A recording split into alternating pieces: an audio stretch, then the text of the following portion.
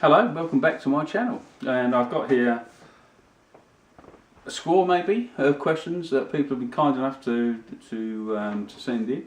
I get hundreds a day, so this is a selection. If you do feel like writing in, asking me a question, look back through the old ones, see if it's been answered already or the same sort of thing's been answered.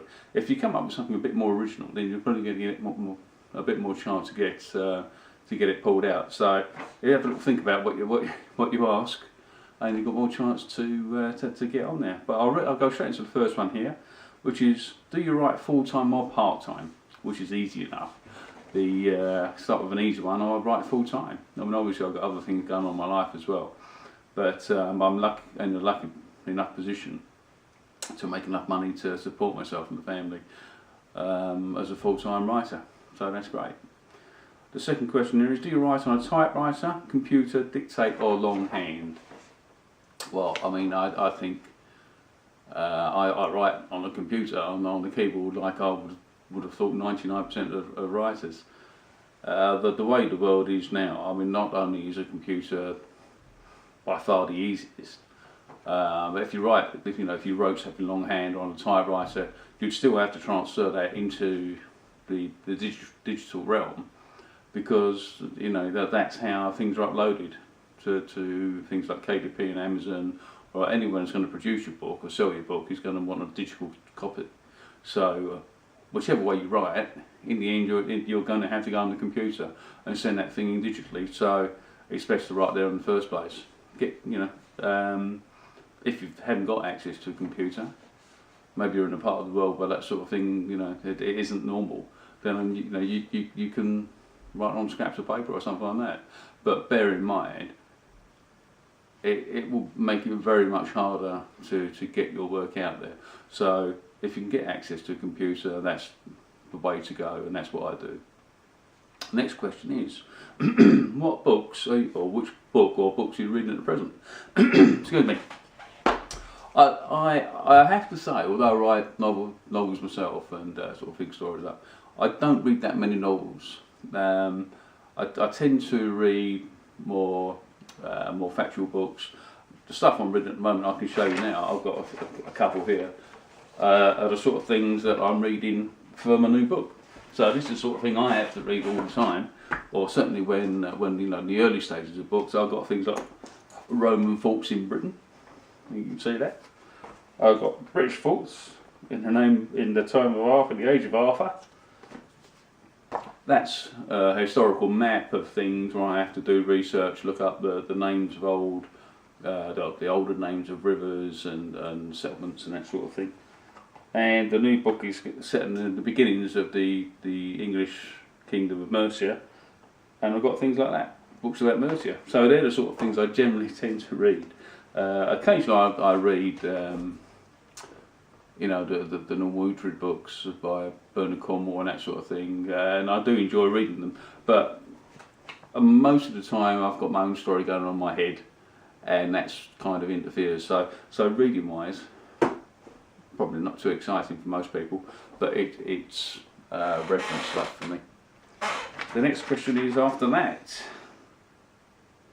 what book would you recommend that I read? Well, obviously, apart from my own, you read if you read for entertainment, then you know the kind of books that you read. You don't need me to tell you.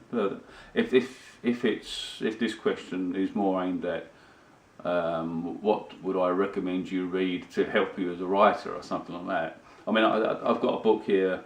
I've taken the book down because I know it's out, and I know a lot of people think it's very good, by Stephen King, which is, everyone in the world knows Stephen King, one of the most successful writers ever been there, which is called On Writing. A book by Stephen King called On Writing, where he goes all the way through his writing process, maybe the start of what he's done, that sort of thing. And then, if you just put up Stephen King on an Amazon page or something and see the books he's written, they've been made into films for the last 30-40 years. There's just some fantastic stories and some great absolute classics there. So, On Writing by Stephen King. If you want to read a book on writing, obviously, that's a good place to go, I'd have thought, although I can't say I've read it myself. Do you let the book stew, leave it for a month, and then come back to edit it?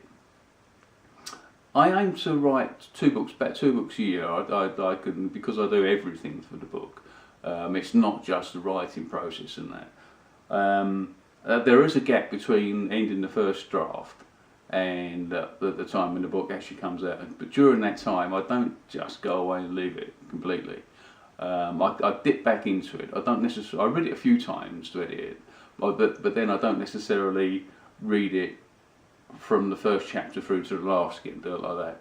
I might dip in there, and then when I've got some spare few moments or a half an hour or something, I'll just open it somewhere on the iPad and just start reading, and then I just edit, tweak, whatever you want to call it, here and there, sort of thing. At the end, I'll go through it all again and make sure everything makes sense and it's as good as it possibly can be. But no, I know a lot of people say put the book down, go off, go and do something else, go and climb a mountain, sail the world, whatever. Maybe time constraints. I mean, I can't do that. But I do feel as well that while the story's fresh in my mind, it does help to, as I say, just dip in and do bits here and there until the book comes out. Which social network works best for you? Well, again, there's 2 sort of questions in there really. Whether I enjoy this type of social media, or it sells me books. I don't think, as I've said before, social media is necessarily a great aid in selling books. Facebook is probably the one I use the most, and I guess I get a few sales through Facebook, but you never know in reality. But it's just somewhere you can go and socialise really, and you can drop your books in there. People know you're a writer. And I know some of my more enthusiastic readers, are Facebook friends, and they leave reviews on Amazon for me and this and that, which I'm grateful for. But that's the one I use mostly really. I do use Facebook. How much that is, used professionally, I can't really say. I'm doubtful. Do you think that giving books away free works, and if so, why? Well, by works, I guess you mean increased sales. I'm not a great lover or believer in giving away free books. Apart from the fact that it takes a lot of time and effort to produce a book. I think the writers, it's not being unreasonable to expect someone to pay some money to read all that effort that's gone in there. I think giving away free books tends to attract people that download hundreds of free books and never read them in the first place. So although you might think you've had 20,000 downloads of, you've done a great promotion and 20,000 people have got your book and read it, and they're going to like that book and they're going to read all your other books. I doubt that very many read them at all. The people that do read them, it does seem to attract as well, not so much in my experience, but I know other people have told me that lots of the type of people that will sort of bang off a negative review, this is rubbish, blah blah blah, it cost me 49 pence or 50 cents or so, and it's not just, I don't really think it's the way to go. Some people do it, some people don't. I tend not to. I don't do it because, as I said at the start of the answer, I think the hundreds of hours, 6 months' work going into a book, it's got to be worth the price of a cup of coffee. And if it's not worth the price of a cup of coffee to you, then there's plenty of books out there you can go and read instead. Carry on. Where do you see yourself in 5 years' time? Well, 5 years' time, I should have at least 10 more books, which would mean I'm getting on for 20 books. The last year's been quite good for me. If over the course of the next 5 years I get even half as much sort of a third run, if you like, in my writing career than I have over the last year or two, then I'm quite excited. To be honest, you know, things are going quite well. So within 5 years, I still think I'll be an independent. I don't think that I'll ever, for personal reasons or other reasons, be sort of signed up to a publishing house, that sort of thing. I'm quite happy being an independent. It gives me a regular income, and it gives me 100% control over things. So in 5 years' time, I'm quite positive. I hope things will be going, you know, pretty well. How do you relax? How do I relax then? Mostly, I would say, to actually relax, because I've always got these things going on in my head, things to do. You know, I'm not just a writer, I'm a self-employed writer. I am obviously self-employed, so a full-time writer, self-employed, so running the business as well. So you've got all these stories going around and things I need to be doing. But to actually take myself out of that, I tend to play music through headphones, and sitting there at night with music on headphones, and you know, you get taken away. If you watch things, if you tend to watch, I mean, I don't watch TV, but I imagine if you do things like watch TV or do something where you haven't got that concentrated music in your head, then I start thinking about work, and you know, sort of, I'm not sort of concentrating on what's going on in front of me. So I listen to music on headphones. Works for me. If you could have been the original author of any book, what would it have been and why? That's the obvious answer. Is you would have written the Littered series by Bernard Cornwell, because that's the you know, it's been popular for a decade. The book that I enjoy is Shilball by Justin Hill, an author called Justin Hill. It's a fantastically well written book, and it's the sort of thing that I'd like to have written. Although, strangely, well, not strangely, it is a bit of what we call in England a Marmite book. You either love it or you don't, you know, particularly think it's very good. So it does split opinions, but I love it, and I think it's fantastic writing, absolutely excellent. What is your favourite movie? My favourite movie, I would say, is a film from the 1970s called Jacob's Ladder. It's about so it's not so much a near-death experience; it's a pre-death experience, and it's quite deep. It's soft horror, I would say. But if you ever have a look at Jacob's Ladder, then I'd recommend it. Fantastic film. What's your favourite positive saying? I suppose. I mean, the sort of music I like is sort of 70s funk and that sort of thing. And there was a saying at the time of "keep on keeping on," and that's something that I use when, you know, writing's getting a bit tough or something. I might not have an idea of what to do. That sort of, you just keep on keeping on. You do your stuff and you just keep on keeping on. You know, you work your way through things. I've got a question here from someone in Japan. Hello, CR May. My name is Mai, or May. I hope I've got that one right. I love your books and I'm Japanese. I was wondering if there was any possibility of your books being translated to Japanese any time in the future, seeing as my whole family are interested. Well, I'm afraid that's very unlikely. Being an independent and having to do sort of everything for you, you don't have the organisation of a great big publishing house behind you. I've spoken to a few independent authors, people who are very successful and sell far more books than I do.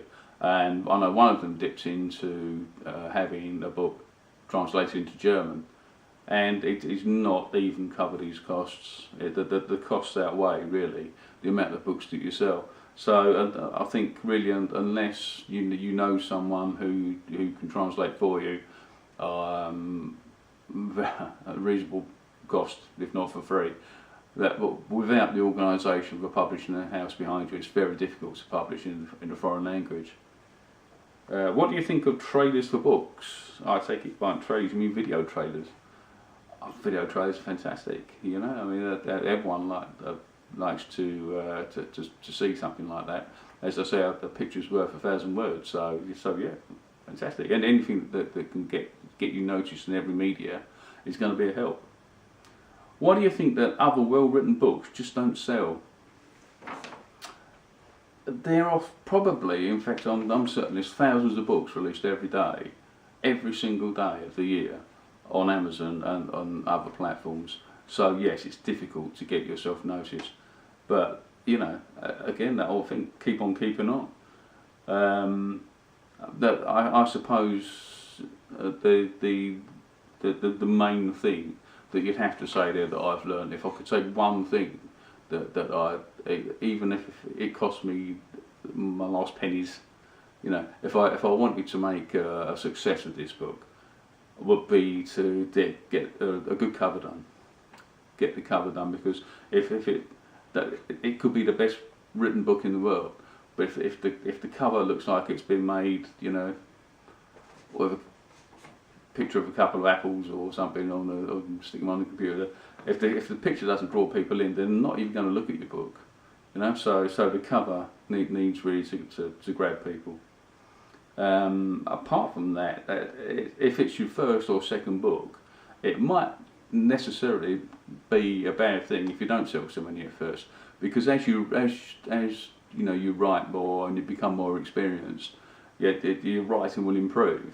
And with a digital medium, you can go back and you can update that file anytime. You can go and read through your older books, give them a bit of a fresh up, bring in things, other ideas you might have thought. You can change that book quite a lot. So you can go back and change that 2-3 years down the line, there's as many lines as you can. So when you do finally get a book that it is noticed, is more of a success, then your back catalogue is going to be better. So, you know, don't be downhearted and think, you know, you've written this great fantastic book, your first book. Very, very few people sell many of their first book.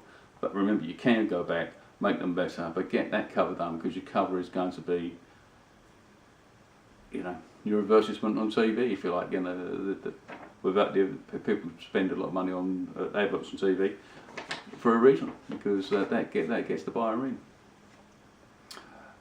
Who designs your book covers? Which is probably a good question after the last answer. Well, I've got a company. This is Fire and Steel, the one before my book, and you won't be able to see it, but it's got a cover design by More Visual, a company called More Visual do mine. This is all done on the computer. It's a reasonable cost. Other than that, if you're looking at someone, if you need someone, a photographer to make one for you, they might have to pay for models to come in, the hire of clothing and that sort of thing, maybe period clothing if you're writing a period sort of style book. So that's going to be 4 figures and upwards. But More Visual do my covers, and that's the way. The sort of digital covers are the way to go really with that one. I think when you're starting off, obviously later on you can come back. Right, so that's today's questions and answer session. Thanks very much for writing in questions. As I say, these are proving terrifically popular. I get hundreds of questions a day now. So if you want your question, send them in. You know, I read them all. We look at them all here. If you have something perhaps specific to my books, would be nice. Well, you know, something that's happened in one of my stories that you might want explaining or something like that. But something that will stand out, then you get more chance of having your question answered. Other than that, just keep them coming. Thanks very much.